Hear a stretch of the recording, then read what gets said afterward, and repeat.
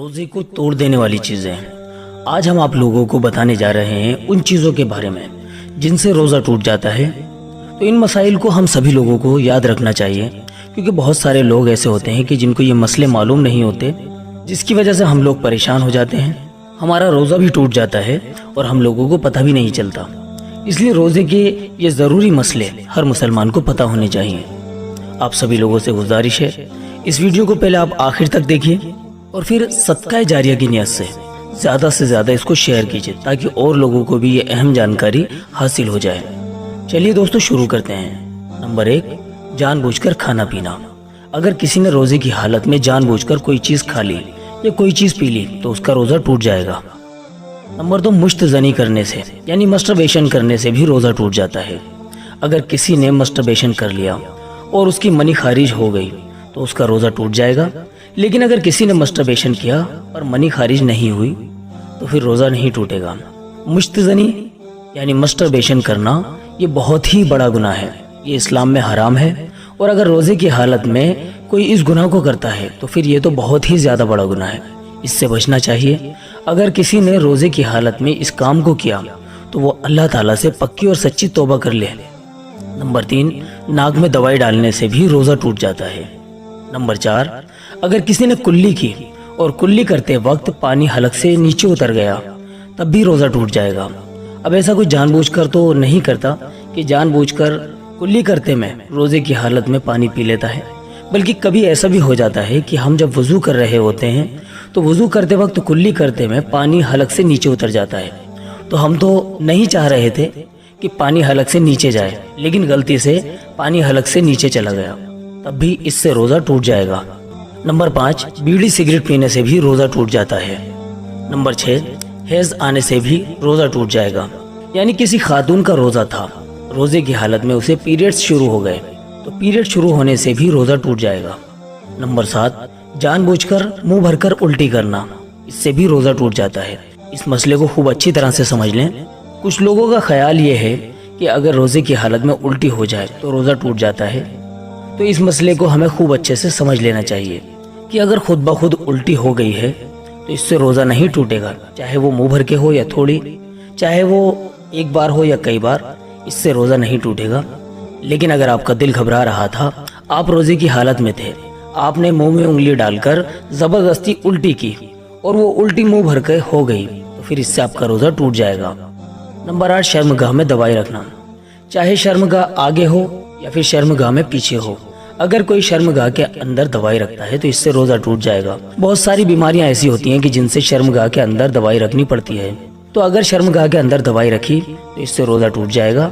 अगर शर्मगाह की बीमारी ऐसी है कि जिसमें दवाई शर्मगाह के अंदर रखनी पड़ती है, तो अगर दवाई रखे बगैर काम चल सकता है तो बेहतर यही है कि आप रमज़ानुल मुबारक में शर्मगाह के अंदर दवाई ना रखें या फिर इफ्तार के बाद इस दवाई को रख लें।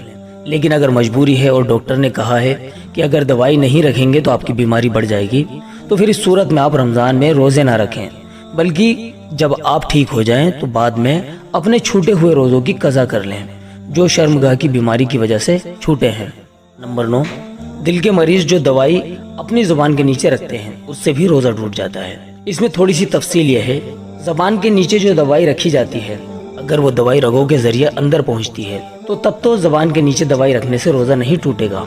लेकिन अगर वो दवाई जो आपने ज़ुबान के नीचे रखी है, अगर वो दवाई थूक के साथ डायरेक्ट हलक के नीचे उतर जाती है तो फिर आपका रोज़ा टूट जाएगा। तो अगर बगैर दवाई के काम चल सकता है तो आप पहले रोज़े रख लें। लेकिन अगर डॉक्टर ये कहे कि आप ज़ुबान के नीचे दवाई नहीं रखेंगे तो मर्ज बढ़ जाएगा, तो फिर आप रमज़ान के बाद में रोज़ों की कज़ा कर लें, पहले दवाई करें। नंबर 10, बच्चे की पैदाइश से भी रोज़ा टूट जाता है। अगर कोई खातून प्रेगनेंसी पीरियड से गुजर रही हैं, अब रोज़े की हालत में बच्चे की पैदाइश का वक्त हो गया तो जाहिर है कि निफास के दिन शुरू हो जाते हैं, तो बच्चे की पैदाइश से भी रोज़ा टूट जाएगा।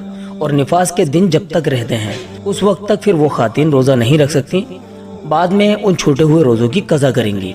निफास उस खून को कहते हैं जो बच्चे की पैदाइश के बाद औरत को आता है। नंबर 11, इनहेलर से भी रोज़ा टूट जाता है। दमे के जो मरीज होते हैं वो इनहेलर का इस्तेमाल करते हैं, तो अगर मजबूरी है कि इनहेलर का इस्तेमाल अगर नहीं करेंगे तो तबीयत ठीक नहीं रहेगी, तो फिर रोज़ा छोड़ सकते हैं और बाद में जितने भी रोज़े छूटें उनकी कज़ा कर लें। नंबर 12, दवाई का भपारा लेने से भी रोज़ा टूट जाता है। جیسے کسی کو نزلہ زکام وغیرہ ہو جاتا ہے تو اس کو ختم کرنے کے لیے ایک کیپسول آتا ہے جس کو پانی میں ڈال کر بھاپ لی جاتی ہے، تو کسی بھی دوائی کی بھاپ اندر لینے سے روزہ ٹوٹ جاتا ہے۔ نمبر 13، زبردستی کھانا کھانے سے بھی روزہ ٹوٹ جاتا ہے۔ مثال کے طور پر کسی نے آپ کے سر پر بندوق رکھ کر یہ کہا کہ کھانا کھاؤ، یا مذاق میں کسی نے زبردستی آپ کو کھانا کھلایا یا کوئی چیز آپ کے منہ میں ڈال دی اور وہ حلق سے نیچے اتر گئی تو اس سے بھی آپ کا روزہ ٹوٹ جائے گا۔ نمبر 14، تھوڑی سی الٹی ہوئی اور اس کو باہر نہیں تھوکا بلکہ اندر لے لیا تو اس سے بھی روزہ ٹوٹ جائے گا۔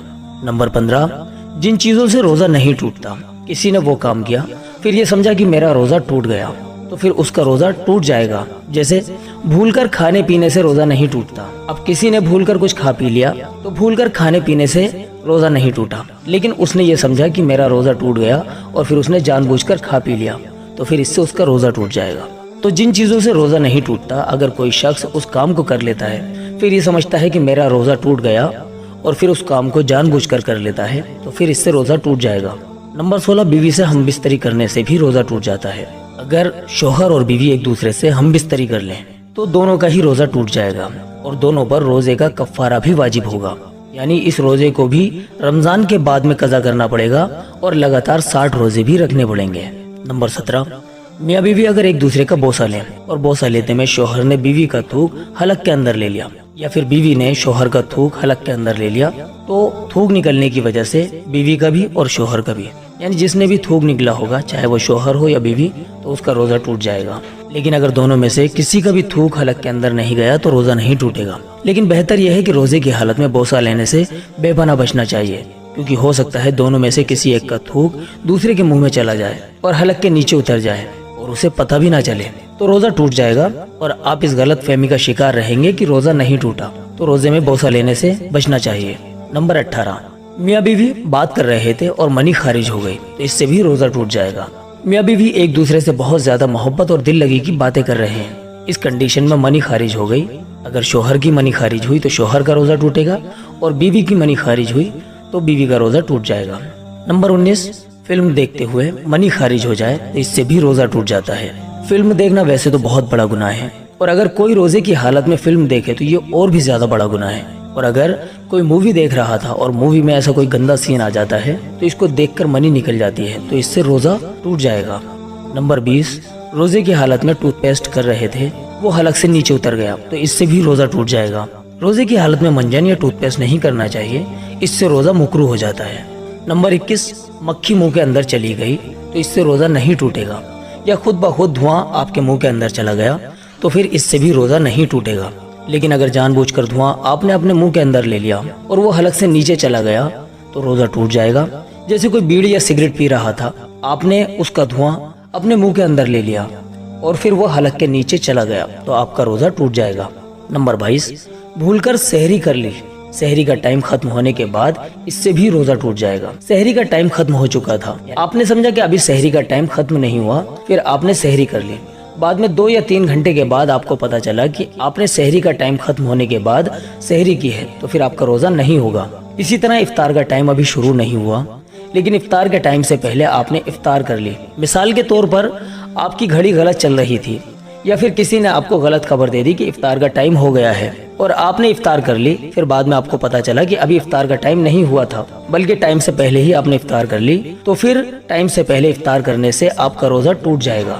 نمبر 23، کان میں دوائی ڈالنے سے یا اسی طرح کان میں تیل ڈالنے سے بھی روزہ ٹوٹ جاتا ہے۔ نکسیر کا خون اگر حلق میں چلا جائے تو اس سے بھی روزہ ٹوٹ جائے گا۔ اگر کسی شخص کی روزے کی حالت میں نکسیر چل پڑی اور نکسیر کا خون ناک سے منہ کے اندر چلا گیا اور پھر وہ منہ کے ذریعے حلق کے اندر چلا گیا اور حلق سے نیچے اتر گیا تو روزہ ٹوٹ جائے گا۔ تو پیارے بھائیو، پیاری بہنوں، یہ 24 چیزیں تھیں جن سے روزہ ٹوٹ جاتا ہے۔ ہمارے ذہن میں ہر وقت یہ چیزیں رہنی چاہیے تاکہ ہم اس سے بچ سکیں اور ہمارا روزہ محفوظ رہے۔ تو ان چیزوں کو اپنے ذہن میں رکھیے اور دوسرے لوگوں تک بھی اس ویڈیو کلپ کو زیادہ سے زیادہ شیئر کیجیے۔